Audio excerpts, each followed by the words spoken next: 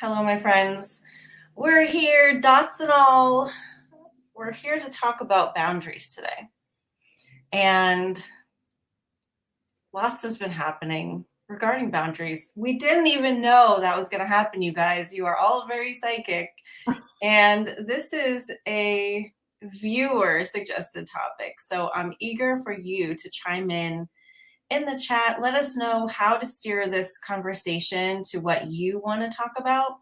Of course, again, as always, I have my notes, but this is a big topic. So Carrie and I will have our stories, our view of things, but definitely we want to hear from you. So, hey, Carrie, thanks for coming. Our Hey, business BFF. yeah. Okay. I'm jumping in, people. So last week we started talking a little bit about boundaries. And I've always considered myself someone who not always, in adulthood, I've considered myself someone who has pretty good boundaries. But since the topic came up, I've gotten a little more clarity and recognized, well, here's the deal, right? When someone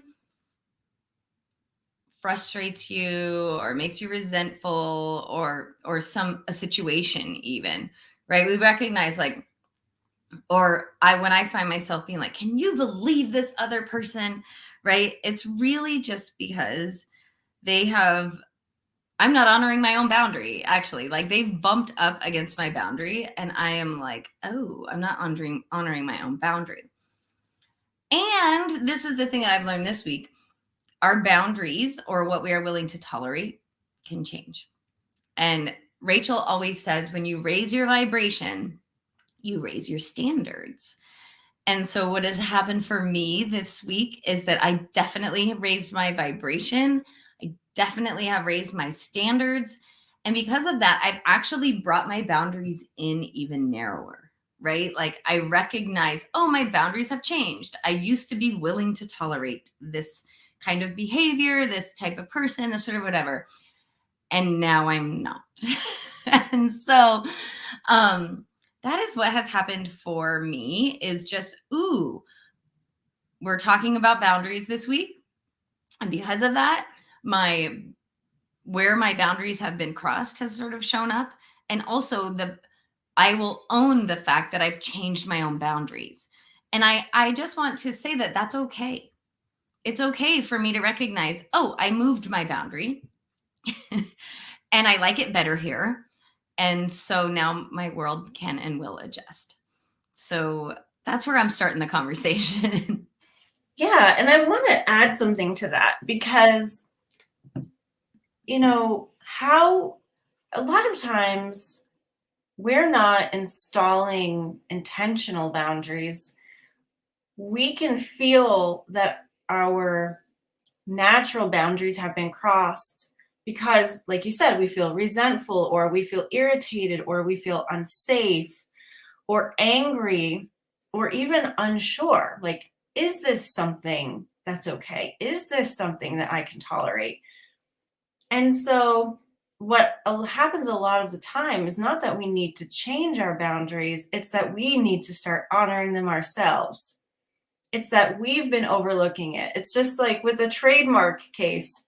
If the company hasn't been upholding their own trademark, if they haven't cared that everyone in the world is using their trademark, they're not going to win a case in the court because the court's not going to uphold their boundary more than they are.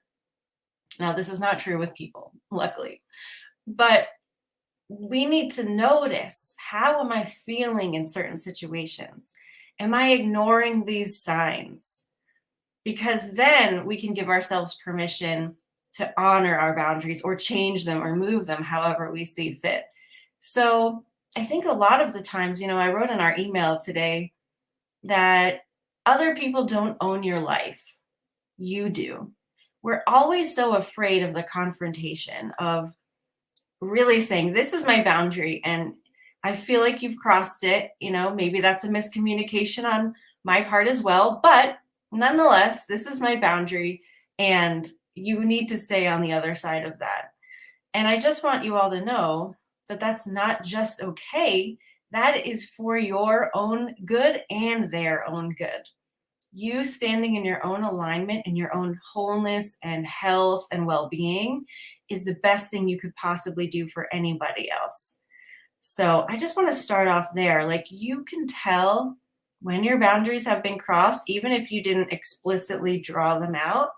And it's okay for you to uphold those, even if it's a scary conversation.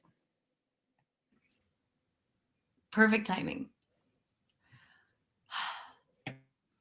And I know that we're not all women here watching, but particularly for women, I think it is in our nature to, when our boundaries have been crossed, maybe I'm wrong, maybe this is, I'll just say it and then you guys can judge it. To think, what did I do? Oh, how did I invite this? How, like, what the situation that's happened for me is, it's been super helpful to get outside perspective, where I am like, oh, maybe I could have been more this way, or I did it, like, I'm in this, like, how did I get myself in this situation? And I've had some outside observers be like, that situation is nuts. Like, you don't have to like overthink this. Just deal with it in the way that you would like it to be dealt with. And yeah, I think that's really important to recognize. Like, it actually doesn't matter. It doesn't matter where it came from or whose fault it is. Like, it is okay.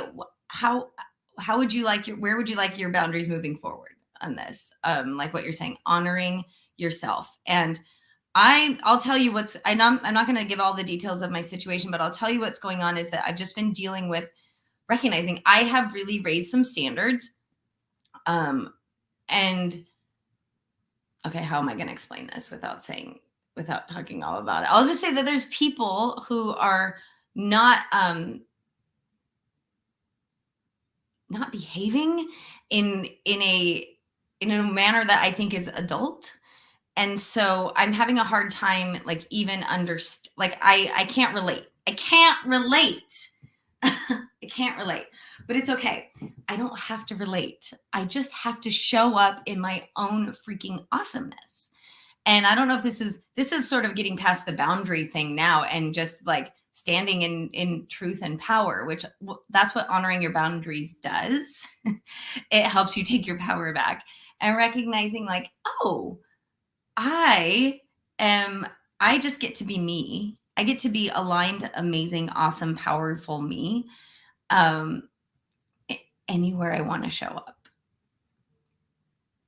Maybe that's all I'll say about that. And by the way, spam risk, oh, you guys can't see, spam risk calls me constantly. I know, I hate those spam calls. Yeah, so I like that idea. Like, what I ask myself now is, what would make me feel better? Okay, so say your boundary has been crossed at work with your boss. I mean, I've had some nasty, creepy bosses, okay, let me tell you. And like, you can ask yourself, what would make me feel better, right? Would it be going to HR? Would it be saying, you need to leave me alone, sir? Would it be telling a coworker who could maybe say something? Would it be telling your spouse? Would it be removing yourself from the situation completely, asking for a transfer, or finding a new job? Only you know how to rectify that, but it's really, really important that you do. Because what happens when we ignore our boundaries and we let other people ignore our boundaries, we feel an overall generalized chronic discomfort, malaise, depression. You can check out of your body, you can numb, you can freeze. Like, there are huge negative consequences to you chronically ignoring your boundaries and letting people in and out as they wish. We talked about this a little bit last week, that the most dominant vibration wins. If you're willing to lay down and let other people walk all over you, you lose. And sometimes we're not aware that that's what we're doing. And when we figure it out, it can be really sad. I know I've definitely had situations where I was like, oh my God, I didn't realize I was doing that. I didn't realize I was letting myself be taken advantage of or walked all over. And I know in that moment it can be a real shock. So it's always best to be easy on yourself when you have these moments of awareness. But then you are in the power position because you can ask, what would make me feel better? And like Carrie says, it might seem like you want the most irrational thing and that would make you feel better, or you want the biggest, possible outcome, like whatever. It's okay. It's okay. Whatever you want is okay. And that's what you should pursue. So, luckily, when you team up with yourself, when you notify yourself, oh, boundaries are being crossed, I am uncomfortable. What I really want is fill in the blank. Your higher self is on it. You are given the pathway. You can align to the solution. And even if the solution seems impossible, that is what you get to have. So remember that you are part of your big non physical being here. It's absolutely orchestrating everything. And once you are on board with that, anything can happen. It's all up to you. So don't leave yourself out of this equation. You get to have it however you want to have it. You just have to click back into the power button and like accept the help, accept that you can have what you want and that you deserve to feel good. I really needed to hear all of that, Rachel. So thank you. And thank you, Norman, in the chat, because I did that. Really saying, go on do not call list. I did that a long time ago, but I think like a few years ago, you had to do it again, and I never did it again. So thank you for that reminder.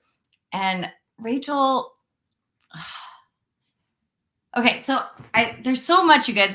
I want to keep talking about this, but I also want to know, like, is there have been people in my life who have been chronic boundary busters. And one of the ways that I got that to stop happening was like just purely energetic. I mean, I guess everything is purely energetic, but I just remember like being inside of myself and wanting that situation to change and not knowing how to change it. And just sort of coming to a moment where I was like, I am going to clean up my side of this energetic street, right? Like that's the best. So I am going to do my part on the inside. But y'all didn't even say this. To clean up the unhealthiness, the boundary busting there. Instant change on the outside. Instant change on the outside. And no more of that, like of that crazy boundary busting behavior from that other person. So yeah, I mean, I just keep coming back to like, you talk, Rachel, about being full of yourself, being full of the energy that is you. And I think that what happens with, I'm going to use this phrase, boundary busting behaviors, right? When things happen or when people show up that are tapping up against our boundaries, right? It's because we're not full of ourselves. We're running on fumes of ourselves. And just coming back, because I want to come back to that phrase, what would feel better? Because, I love to argue, and I found I found a little, there's a little something in there, but coming back to full of me, getting filled up, and being filled up with yourself does feel better, right? I want to acknowledge that. Remembering to relax, like finding what would be the before even, okay, here's what I want to say. I'm going to go back to a past person because that's easier. There was a person in my life who I felt like I didn't have control over, like she was a space invader. She was, she wanted more of my time than I wanted. She assumed that I had certain obligations to her that I didn't think I had. And she was she was passive aggressive in her. So she would not outright come and say to me, I'm disappointed at this, or I had an expectation of that.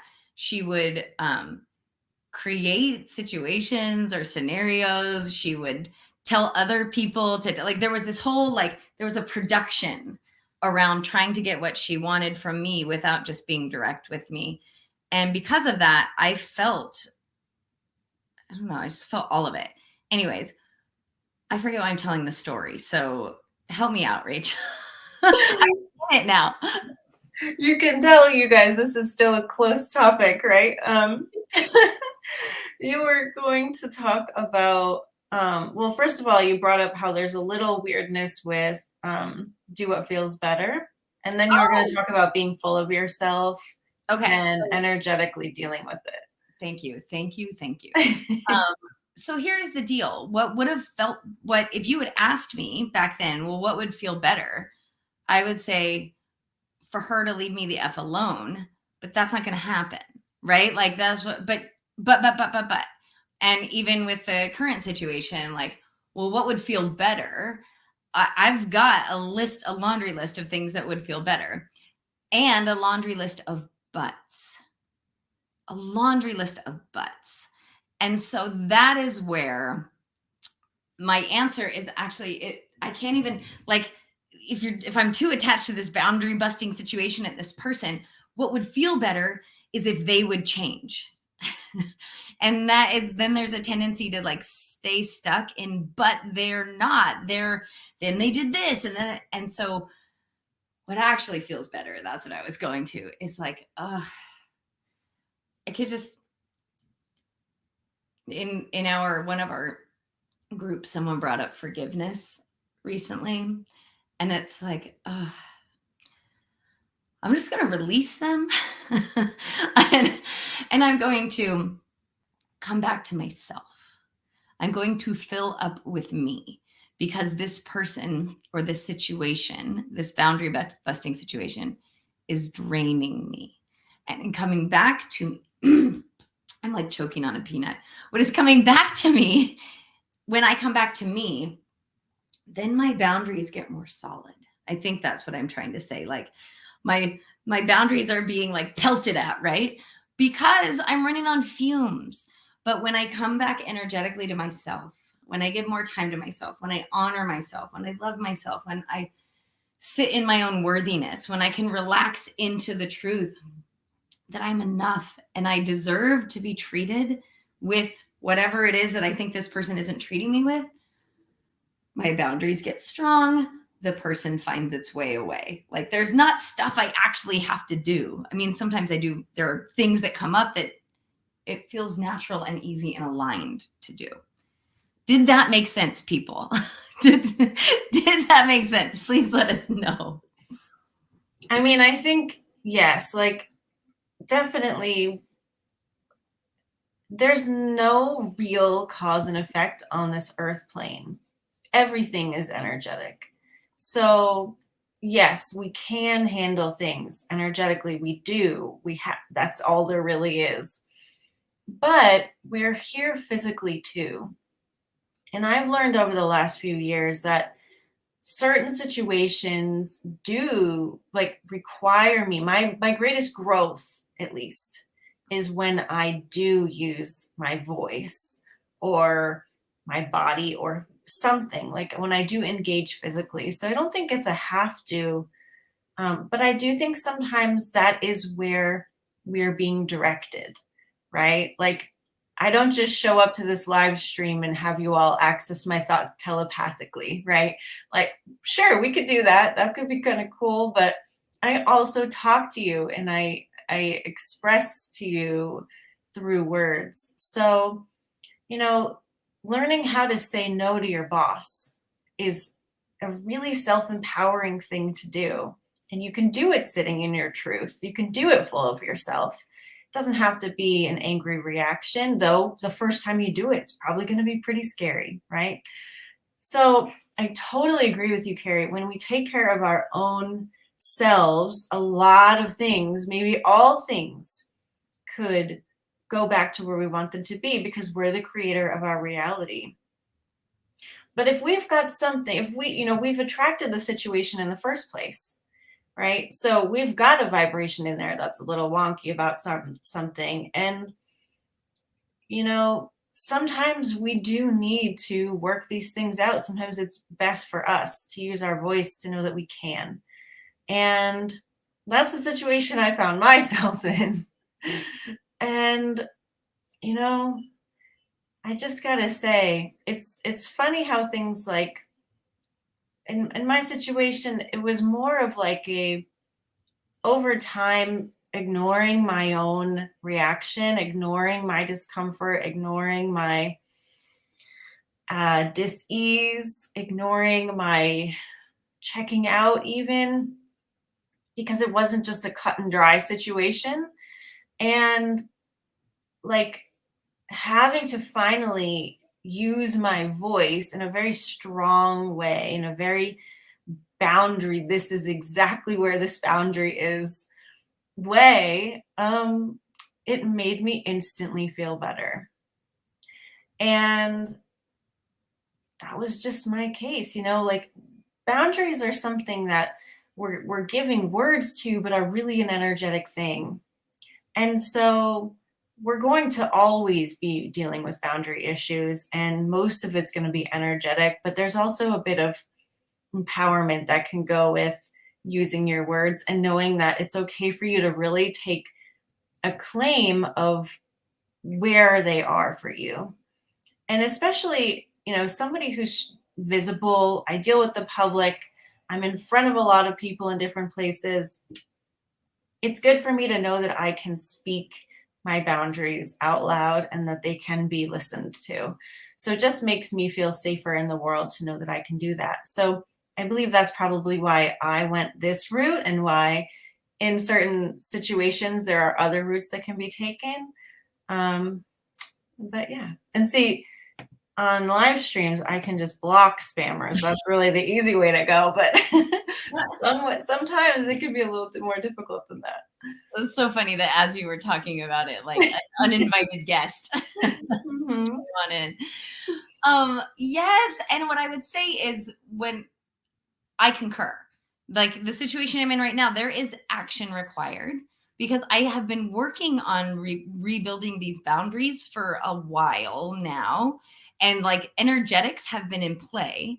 And now it's time for me to like, when you were talking about physical boundaries being crossed, I was thinking, right? Like put my hand out, like stop, don't come any closer, right? Or maybe even swat away like a physical advance, right? Like that is action that is taken when you are like in your power, and that is happening for me as well. And for me, it's clearly, Rachel, you told me this, I don't know how many years ago, over and over and over again. Speak your truth, speak your truth, speak your truth. I was like, yeah, I'm speaking my truth. And now I was like, oh, like I am now recognizing, right, that two things are happening at once. And this is important. I am up leveling. I am becoming more and more and more myself. I am being more solid. I'm becoming a more powerful version of myself. Like I am showing up in the world in a more empowered way, knowing what I'm here to do, right? Like as I'm more full of myself, and there's a word that's going to come up that I feel like might trigger all of us, especially us women. But like I'm doing that. And as I am doing that, I'm given opportunities, right, to respect my own boundaries, and that there's been a little up level discomfort there, and a lot of reverting back to old patterns, and right, like, and that's why this coming back to what would make me feel good in this situation. Like, I mean, maybe it might make me feel good to punch someone in the face, like just for a minute, but like, I'm actually not going to do that. So, coming back to myself first, my alignment first, knowing, oh, a different action is going to be required now. game on. And what has come to me today, because I have a situation that is still unfolding, and what has come to me today was like, oh, a lot of this is here because in an effort to be nice, I have not spoken my whole truth. In an effort to be nice, ding, ding, ding, right? So that word nice. I was thinking about this because my parents always told me to be nice. Women, girls were always told, be nice, be nice. I don't know if boys are told that as often, but either way, humans are told to be nice. And not wanting to hurt the other person's feelings. And I don't want to hurt the other person's feelings, but I'm actually not responsible. It's not mean to tell the truth. And I think that I have been withholding the truth because I want to be nice. But it's actually not that nice to not tell the truth. So, anyways, that has got me all empowered and thinking about, and even this current situation is like, would he be treating me this way if I hadn't tried to be nice to him? If I had shown up a little bit more authentic from the beginning. So there we are. I also just want to say, though, that nice isn't necessarily inauthentic, right? Well, not just in your case, but in every case. In all cases, right? So kindness, being kind, being wholehearted, being aligned, being your full self. But there is a little, I think nice for me has always had a connotation of don't be mean or don't hurt the other person or don't like, I have a friend from England and she talks about food as nice. She will be like, oh, that sandwich was so nice. Right? Like, and she just means like, oh man, that was good. That hit the spot. That really tasted amazing. And I always think that's weird. How could a sandwich be nice? Because nice to me actually does mean it's trying to make me feel good. Like, which I guess sandwiches do make you feel good. But like, there is a little bit of like, in order to be nice, you may have to deny, your focus is on the other person and them. And there's a little bit of self-denial. So maybe that's not everyone's experience of that, but for sure that is like, if I'm going to be nice, I'm going to be denying a little bit of myself. Got it. Yeah, that's good to know. Okay, so Phyllis brought up this idea of people pleasing and being there for others, but needing to empower ourselves. Say more, Phyllis. Yeah, it's a little jumbled for me too. Like people pleasing and being there for others, I would say only if it empowers you, right? Like I would say to people pleasing and to being there for others unless it's authentically in your truth to do so. Because everyone has their own connection to source. Everyone can. Here, let's talk about a situation with me and Carrie. So I had a very, very difficult weekend. And usually I'm okay. Usually I got it, right? I'm super aligned. I know myself. I've got lots of tools and resources, but I was not okay. And Carrie and I had a conversation where I didn't fully or really partially tell her that specifically. And so she was treating me like, yeah, Rachel's okay. Rachel's, it's a big deal, but she's got it. She's okay. And then I kind of just like devolved and realized like, I really need Carrie right now. Like I need her to understand this and I need her to know like what I need from her. I had to tell her what I needed from her, which is something I'm still learning, honestly, how to communicate like that when I'm in friendships and relationships of any kind. And so I very tearfully told her, like, I kind of need you to be there for me right now. And she like automatically was like, oh my God, yes, of course. Like, absolutely. And that can be some boundary stuff too. And it's okay for us to tell other people, like, I know I'm responsible for myself, but I really would love to receive this from you right now. And that's not people pleasing. She could authentically say, Rachel, you got this. You're good. Go for it. Like, you're okay. Or she could, wow, look at the darkness, extend yourself. She could extend herself and offer more emotion than that or whatever. But people pleasing is really thinking like the other person needs me. They don't have this on their own. If I'm not there for them, what's going to happen? Like, be, there's a really big difference to me between people pleasing and being there for another person who could just use a little bit of you. I don't know. Like, I think this is definitely a part of boundaries, personal boundaries, respect. But like, what do you think, Carrie? Oh, girl. Okay. So I have a friend who is a total people pleaser. And in her effort not to piss anyone off, she pisses everyone off.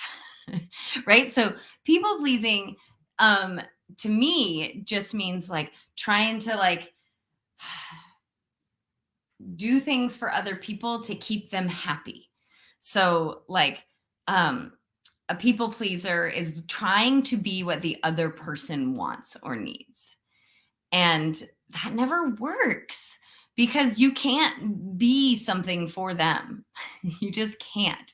Right? So but I do think the work that I do with people, just me showing up in my aligned self, tends to be pleasing for some people, right? Like just being me is pleasing to people, but I'm not being me because I want to make them happy, right? I'm being me, or I'm showing up in my strengths or in whatever capacity. Like, for instance, at work, if you have a job and your job is customer service, then literally part of your job is people pleasing. Like, part of your job is to make other people happy. And you still have to have boundaries. You still have to deliver bad news. You still have to tell people, I'm sorry, sir, but that's not going to work. Or have you guys seen that? I think it's a TikTok video right now of some guy coming into like a business ranting and raving, like filming, like just being a jerk, like walking in the door filming. And the manager comes up to him and says, absolutely, sir, I would love to talk to you about that. Let's step outside. And she lets him walk out the door, and then she locks the door behind him. Like, that is someone who has her boundaries in customer service. Yes, her job is to keep people happy, but not those people. Right? Like, not that guy. So yeah, she doesn't have to be whatever that guy needs or wants from her. She does not have to give that to him. Like, and that is, I think, people pleasing in the context that I'm talking about. It takes us out of ourselves. It is just, I remember feeling I was a people pleaser and a perfectionist for a very, very long time. And I remember feeling like, I am just swallowing pieces of myself. Like every time that I do this thing or say that for that other person, like I'm just denying a little bit of myself. And pretty soon there's going to be none of me left. And so, I mean, that's why I'm here. Like, that's how that came to be. And being there for others, that's a whole nother topic for me. That's a very interesting topic about physically being there. Actually, like, that's a whole nother conversation, but I would just say being there for others in the way that Rachel and I just had that conversation. I'm there for her, but I'll be honest, like, I was being dismissive of what she had going on because she seemed okay. And then she said, I'm not okay. I need you to be there. I still had a choice, right? I could have been like, well, whatever, you're fine. You're Rachel freaking Archelaus. You can, like, but I took a different route. But I guess there always is a moment of recognition. Do I want to? If it feels like an obligation, if it feels like I have to, if it feels like this other person needs me to be there and I don't want to, I'm swallowing a piece of myself, then you don't have to do it. So, and that is empowering to others. Sometimes not being there is the most powerful thing that you can do. I'm thinking about like I have a friend who was an addict for a long time, and she just recently had like an sobriety anniversary, and she posted a story online about how appreciative she was of her dad and how hard it must have been for him to leave her in the streets, to not give her money and to not give her a place to be. She was like, I need you. And he was like, this is how I'm helping. So he wasn't there. That's how he could be there for her, was to not be there. So that was long. And I see Corinne has stuff she's got lots going on. So I'll stop talking. Well, I just want to really pinpoint what you just said, because, in certain situations, we enable bad behavior by doing things we don't want to do anyway. By that dad saying, you know what, none of this feels good to me. I can't participate in this. He did the best thing he could for her too, like you said. And she recognizes that now. Now, the person that you're doing that with may not ever recognize that. They may not ever be able to come to you and say, hey, you did a great job, thanks. But you can see how ignoring your own personal boundary or feeling, really, ignoring your feelings is only going to diminish you and diminish them. So you deserve to feel good, and you feeling good is the best gift you can give to everybody around you.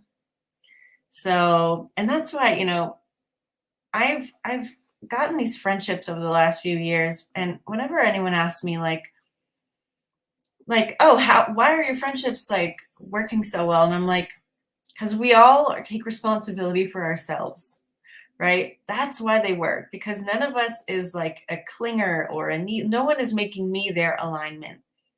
But that being said, in cases like this, it's also okay to ask for what you want, right? It doesn't mean you're going to get it, but it means at least you're putting your truth out there. So yes, Corinne, that was it was an empowered statement. Thanks. So let's see. All right, Corinne. And thank you everybody for commenting. Guillaume, Dale, Phyllis, Corinne, Norman, everybody. Thanks for being here. Corinne is saying, yes, sometimes people will see your kindness as weakness. It's not. Kind is powerful when you're acting from an empowered space. That's been a huge journey for me. I was also raised to be nice and to expect that my boundaries would always be disrespected. Oh. When I got out of that life, it took me a long time and lots of healing to feel powerful, being kind, while having firm boundaries. I think you nailed it there. Yeah. Love that. You're muted. I was just saying, you totally nailed it there. And I remember having a friend explain that to me. Like sometimes pause and ask yourself in the moment. She would say, what is the kindest action? What is the most loving response? And it really helped me to recognize honesty is kind. So for me, nice was like blowing smoke up their ass, right? Like nice was telling people what I thought they wanted to hear. Kind was telling the loving, hard truth. And Rachel, I recognize as I'm saying this, like how many weeks ago were we talking about my people asking for my critique and then still worrying about, am I being unkind by telling them the truth? But every single time they were like, this is amazing. Thank you. Right. Is recognizing like the truth is kind. And it reminds me of, what is that Bible verse that's at every wedding, right? Love is patient, love is kind. And if we are operating from love, right? If we're coming from our aligned space, we're operating from love, we're operating from kindness. Oh, yay, Judith. I'm so glad. Yeah, Judith. Hello. Thanks for being here. I want to talk a little bit about like what happens if you ignore your boundaries. I want to get back into this because a lot of times we're so used to it. It's really hard to determine, but no boundaries is an energy leak. If you are constantly being taken from, and again, there's no assertion. We're all responsible for ourselves. We're all source beings, but it feels like that. It feels like we're being taken from when we're not honoring our own boundaries and when others are crossing them. So we lose energy we are less productive. And it can be all consuming. You can wonder, like, why am I a doormat? Why are all these people taking advantage of me? What am I doing wrong, right? Why can't I get anything done? Why am I always tired? Things like this are so common in our lives that we can ignore them and think it's just us. Like, we're lazy. There's something wrong with us. What's wrong? Like, why do people always pick on us? Why are we always given more work to do? It could just be a boundary issue. So in every situation that you're in from now on and over the next few weeks, how do you feel about it? How do you feel? Is it hitting those like unsafe, creepy, angry, unsure? Like, are those words going through your brain when you're dealing with certain situations? And then you can ask yourself, like, what would feel better in this situation? How can I honor my truth right now? What is my truth? My truth is that this doesn't feel good. My truth is that I want you to stop doing this. My truth is that whatever. Like, take this moment for yourself and really feel into it, because I just wrapped up a situation that's been going on for a long time, and for a long time I didn't really have that inquiry. I just kind of was a little avoidant, a little nice. And what happened to me yesterday and this week was, like, really big decisions are coming in, and they're easier now because I finally have all of my bandwidth. So it's really important for you in the course of your life to deal with this stuff. It's really, really beneficial for you. So while you block the spammers again, um, I will tell you that there is someone in my life who um, doesn't honor her boundaries. She's the same person who I was talking about that is like just a rampant people pleaser and just trying to be nice and just trying to keep everyone around her happy. And her life is one massive catastrophe after the next. Her life is one disaster, one fire to put out after the next.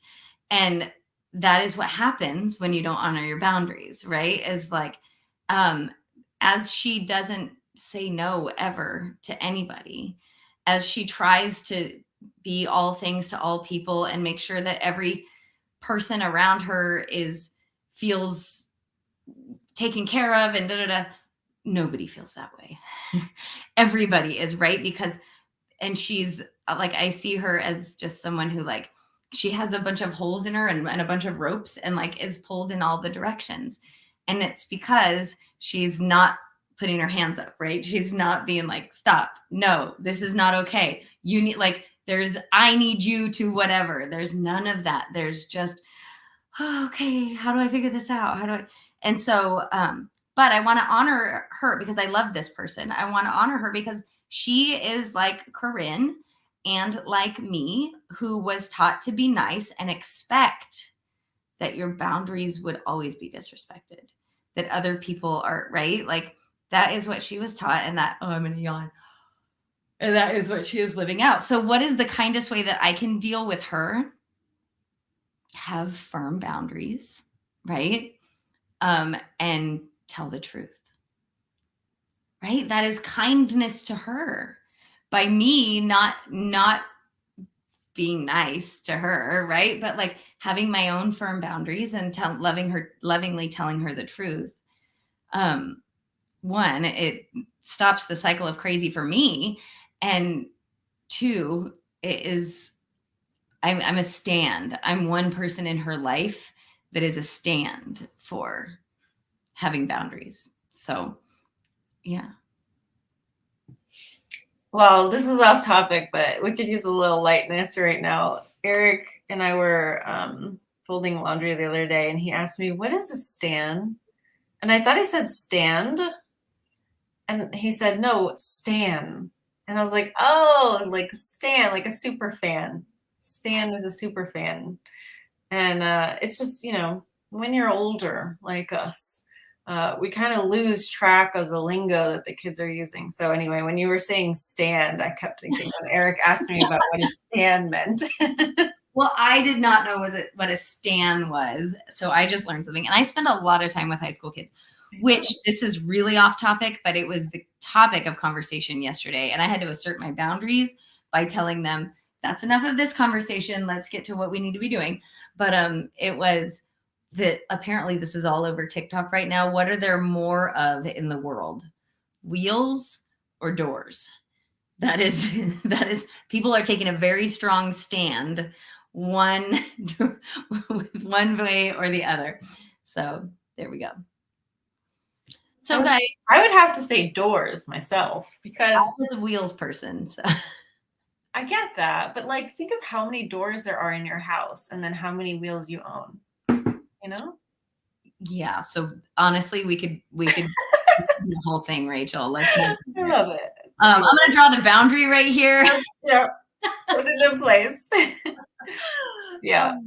So Judith, I just want to point this out. Self-love comes first. That's really what this is, right? It's about knowing that you deserve to feel good and that you can love yourself and everyone else can fall in line after that, right? Yeah. Well, and that's how when you recognize, oh, I'm feeling, however I'm feeling not good about this, it's because I'm not honoring myself. It's because I have a boundary there that it's kind of flimsy, right? So love yourself into the place where you're stronger about the boundary.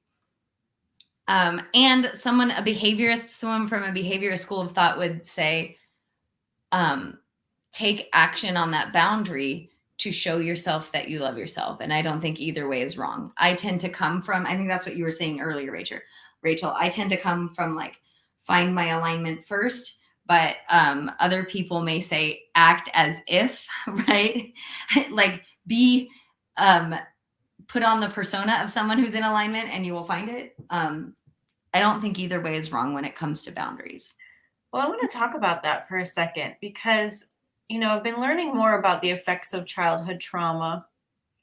And, part of the reason why I believe I've had lackluster boundaries in certain circumstances is because of the things that I was taught or modeled as a kid, like I grew up, my parents are amazing, by the way, like this is nothing on them, but they had a very traditional marriage. My mom stayed home for most of her time raising me and my sister. My dad had a job and she did the cooking and the cleaning and the child rearing, and she wasn't allowed to do certain things. Like she didn't really have the freedom to like go out and have like a bustling social life. So I got to see how she was like put in her place and how she had to respect certain things. And, in certain ways, I've just inherently done that, like behaved like that without really challenging it. Because when things are so looped into you when you're little, it takes a lot more awareness to see the patterns. And while I am, very in touch with myself, there are still certain things for sure that I'm becoming aware of. And it's just all part of the process, which is why it's so good to just be easy on yourself and like try to make the most of life without having to take it so seriously, which I do tend to do from time to time. So, it's just the way it goes. And so basically, if this is the case for you, if childhood stuff is what put this into you and dealing with ways like that isn't really a healthy thing, you might not be able to just trust your gut about things. Like it might be overriding where you are right now vibrationally. The vibration that's dysfunctional could be stronger than the vibration that is functional on that one topic. So it can be really helpful to recognize, like, wait a minute, I don't think other people would see this as a healthy thing. For me, it feels comfortable, but I should probably adopt what my friends are telling me or what I'm really feeling might be the underlying thing. That's why I included unsure. You can be really confused about if a boundary is being crossed, but if you feel unsure, then it's probably being crossed. So it can be a little bit tricky to unearth these like really old patterns. But it's okay to go either way, right? Investigate, really. Investigate while you're finding your alignment. You could be really solid in certain areas and not so solid in other areas, right? We have a different alignment set point, a vibrational set point for different things. So, yeah, whether you need to act your way there and learn what is healthy because it's not what's healthy is inside of you, or if you are able to find it, the energetic way first, whatever way is good. It was just Carrie saying. And I will add to that, Rachel, that it is that's where coaching and or therapy can be really, really valuable. Like for me, it is when you have when you've accepted an unacceptable situation, you may not even recognize that your boundaries have, right? You just think that's how things are, especially like with what Corinne was saying about, I was raised to believe you have to be nice and you have to let people walk all over you, basically, right? Like in order to be nice, you kind of gotta be a doormat, right? And so that is your truth. That is your reality. That is the way that you accept things. And that's why it can be super helpful to work with someone who can just like ask you the right questions. I know that so many times, sometimes it's just a friend who has said something to me like, why do you think that's okay? I'd be like, oh, or I'll say something like, well, like that's just how things are. And someone will be like, no, not for me. That's not how things are. You just need someone who's not inside. You just need perspective. So Yeah. there we go on that. Yeah. Sorry, I'm looking at Judith's post, but I'm not going to go there because we already did a boundary around the doors and wheels comment. Not really. Yeah. Did you see Jane's comment? It's good. It's really good. Oh, let's talk about it. Someone had me do an exercise once that started with making a list of the 5 most important people in my life. When I finished, she asked me, why aren't you on the list? It never occurred to me. Yeah, I mean, it's kind of a tricky question, right? But I totally get it. Yeah, I mean, that's really it. Like, if we are ignoring ourselves, why can we expect anyone else to do it differently? Right? We got to check in first. We need to plug in. We need to put ourselves first. Like, that's the only way this life works out, And everything is working out. Mm-hmm. Everything is working out. Yeah. And I know I've been talking to you guys sort of cryptically about these situations in my life, but like the past couple of weeks, I've been saying like, oh, I didn't get to have this difficult conversation, and like I did expect that would be over, and it's not, and more stuff has come up, and I've been telling Rachel like, but I know it's all part of everything working out. It is part of me getting everything that I've asked for. It is me having to like really respect myself and my boundaries, and maybe do a little cleanup around for the length of time that I hadn't been doing that. Right. Mm-hmm. Like so that's okay. It is okay. And I'm just going to keep showing up as this more powerful aligned version of myself. And I think that's really important too. I just think I need to say this before, because early in my marriage, I had this really weird belief that was, if I change, he won't love me anymore. It was like so weird, but like, I don't know. I don't know where I got that. I'm sure it had to do, my parents had a very traditional marriage, but like, if I change, if I want something more or different, it was like, if anything changes, which how silly is that? Like when you get married with someone, you signed up to do life with them. Like I don't know if I just expected to stay 27 forever and never, like, I don't know, but I forget where I'm going with that, except for to say, like, that was a weird belief that I had like some strange boundaries around, like, I can't change. I've started my situation, my marriage this way. I have to keep it going this way. And it wasn't honoring of myself. And I needed outside perspective for someone to say like, but don't you think that he might want you to honor yourself.